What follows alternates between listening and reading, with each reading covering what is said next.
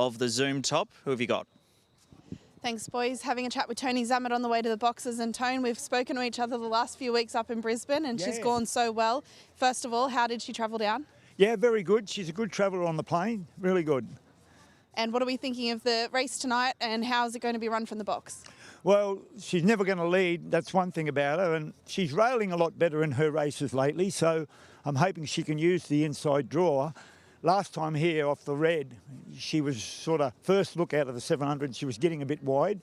So I'm hoping now with a second 700 look, she may stay near the fence. Best of luck. Thank you very much. That was Tony Zammit, boys. We'll drop back and have a chat to Marie Smith as well, who's got the champ Palawa King, a 3-time Group 1 winner. First of all, Marie, hasn't been seen so far this year. How's he feeling? He's feeling great, thanks, Kat. How are you? I'm very well. Hopefully he makes it another Group 1 down here at the Meadows. What are we thinking of the box draw? Tough ask, first time into a Group 1 for so long off the track? I don't think so. He's doesn't really matter what box, but inside's obviously better than coming out of 8. So we'll just see. Hopefully he does New South Wales proud. Yeah, I hope so. Thank you. And finally as well, Holly Thompson has the new favourite, Zulu Blast. What do we make of his form going into the race? Holly's the new kid on the block in the staying ranks. Yeah, he's always had the ability. It was just by a lot of his own bad luck, he's actually come up in the distance. And last week he really blew everyone away, and I'm hoping he can do that tonight. What do we make of the draw? Oh, I'm happy with the draw. As long as he can get that beginning right like he did last week, I think, yeah, it should be all over. Good luck. Thank you. Back to you, boys. We've got a couple more runners to go through for this Group 1 here, the Zoom Top. Not too far away from a jump. A quick look at Big Susie here, Patch. Yeah, she's a big prize. She's been consistent and pretty good. She's just stepped up to 700 metres, but this is a different level. And wrapping it up with Mrs. Avenger, the reserve dog that gets a start from box 1. Could be a spanner in the works. She can get away well, but yeah, performing at this sort of class, she's got it up against her. And your numbers in the Group 1 Zoom Top? 4, 6, 3 and 2. Palawa King on top. I think he's the sleeping giant of this field. Now he's first up in 2023. We heard from Jack Smith on radio earlier in the week. He trialled on Monday and set a time that was the best, or just as good as what he has set in the past. There is no doubting his class at this sort of level. I've got no concerns about him being fresh, and he just knows how to win these big ones. So I went with him on top from Zulu Blast. He's the new kid on the block. His abilities absolutely untapped. He's the fastest greyhound in the field. Now it's about getting his career steam rolling and picking up these big feature races. Third, number 3, Moraine Susie. I thought she was quite ordinary in her most recent start, but we know with her, Brendan Purcell's done a great job throughout her career of getting her right when it matters, and VALPOLICELLA for 4. So 4, 6, 3 and 2. Here we go, Group 1 chasing getting underway at the Meadows. It's the Zoom Top. Here's Dan Hibbard. Lights on for the Zoom Top. They're set to run. Ready. Racing, very slow, Palawa King, but that's the norm. Flying out was Mrs. Avenger. Gets underneath VALPOLICELLA, who's second. Zulu Blast clipped heels there with Big Susie. Zohar Bale got to third, and Lena Jinx was fourth. In the straight, a lap to go. Mrs. Avenger, VALPOLICELLA reached the lead. Zohar Bale chases after it, clipping heels Lena Jinx. Trying to run on now was Zulu Blast. They've got clear on back in the field. Then was Moraine Susie with Big Susie and Palawa King going through the gear. But it's VALPOLICELLA. VALPOLICELLA 3 in front. Zohar Bale tries hard with Zulu Blast. Lena Jinx was next. VALPOLICELLA in front. Zohar Bale's trying hard. He dives. He missed. VALPOLICELLA. VALPOLICELLA won again and beat Zohar Bale. Third home was Palawa King.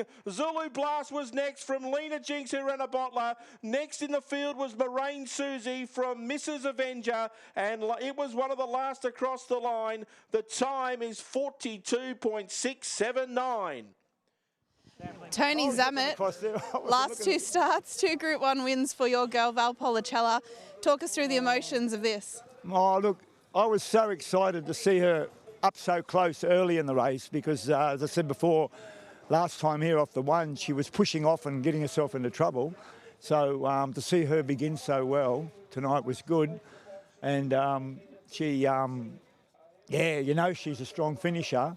But, you know, Zohar Bale made a good race of it too at the end. And I'm just so excited for her because she, you know, we know she's sort of been racing a fair bit lately. And I was sort of going to give her a little bit of a break after the race last week at Albion Park. And then when the Meadows Club rang about the race tonight, I said to Sandro, well, it's not fair not to go in it because they're looking for the best stayers for the race at the moment.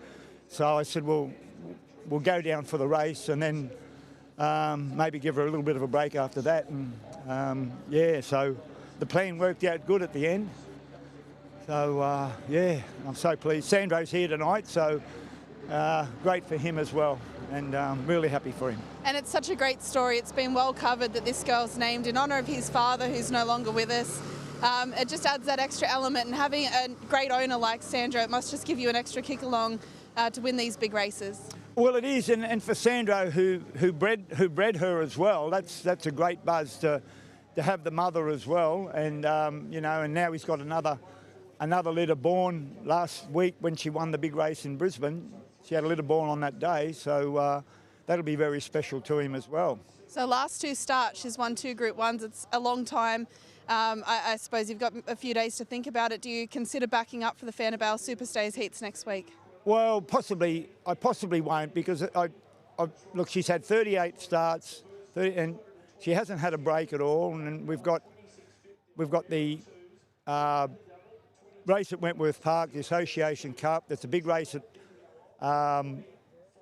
the Gardens later on, and you've got to give them a trial there. And at some stage, they've got to have a little bit of a break. And you know, I don't want to punish her. She's only young, and I think I'll stick to the plan I've got at this stage for the races later on.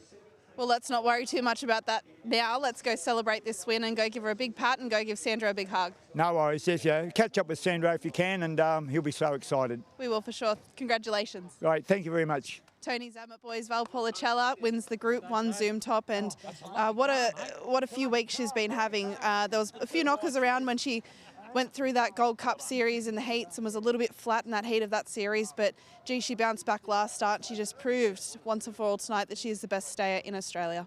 Fantastic chat, Kat, and well done to Tony and the team there. She's a very special dog, Patch.